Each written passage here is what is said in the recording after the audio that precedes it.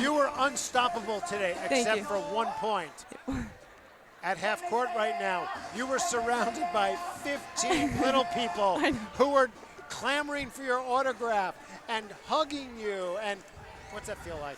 It's awesome. I mean, we do the Playmakers program. I'm sure everyone's talked about that. And just being able to connect with all of the young girls in this area is something I've never felt like before. This is amazing, and I feel like coming to every game and seeing all of these little kids cheering for us, having posters for us, when we don't really know them at all is like insane, and I truly feel like a celebrity, and I'm playing D3 basketball. Like, this experience is unlike anything I've ever been a part of. Well, let's explain the Playmakers Club, because I'm not sure everybody understands it. Yeah, so tell us a little bit about it. Yeah, so the Playmakers Club is our outreach program for all of the young kids in this area, all the way through Springfield. Everyone comes around.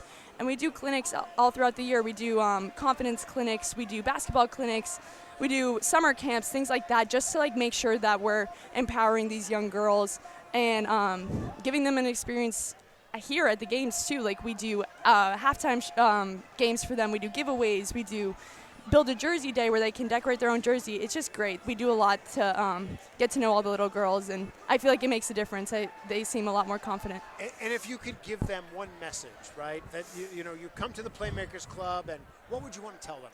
Yeah, I mean, you can do whatever you set your mind to do, and I think Lynn Hersey, our coach, does a really good job of making sure they know that. She always says, bring your swagger, and that's something that sets them apart. So I would say bring your swagger, believe, do what you want to do, and you're going to be really successful. Hannah Martin, you brought your swagger these last two games.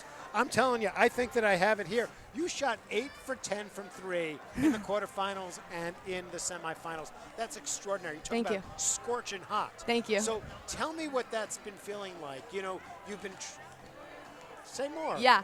I mean, coming back from an injury was a little bit difficult. It took a little while to get my stride, but I feel like this is the time of year that we prep for and play for. So I think that was always in the back of my mind is, just getting to where I need to be to get us to the playoffs and lead us all the way to the end, to our end goal. So it's been really fun, like coming back and getting back into a groove. And these are the games that I want to play, and the energy, the environment, all of the people that come, and the teams we play are better. So it's just been a lot of like keeping my head in it and being excited for the next challenges. And I know that coming back from an injury can be a lot of things. It's including frustrating. You can feel impatient. And tell me a little bit about what that was like. Yeah, it was really difficult. I'd never been through an injury like that. I was out for like 6 weeks. We couldn't play basketball, so that was really tough. But I feel like I learned a lot of perspective. I mean, Salam Maher last year tore ACL and was out the whole season. I feel like I tried to remind myself that I was going to be able to come back, and my comeback was going to be stronger than I was before. So it was difficult, but I was really excited to be part of the team in a different way, be a better leader and a good teammate by cheering my teammates on, and then behind the scenes working on my own so I could come back strong. And yeah, it was hard, but it got me to where I am today, so I'm grateful. And it's been fantastic to watch you play these last few games. Can you say a little bit, like I thought that yesterday in the quarterfinals, your defense against one of the best scorers in the NEWMAC, Bree Frangilla, was just off the charts. Thank you. Can you say a little bit about how do you prepare for what's going to be the most challenging, toughest defensive assignment that's out there? I mean, the team depends on you to lock up the very best player. Yeah. How do you get yourself prepared for that? I love playing defense. It's awesome. I think it's going into every game, like, taking it personally. And, like, Bree was the NEWMAC Player of the Year last year. She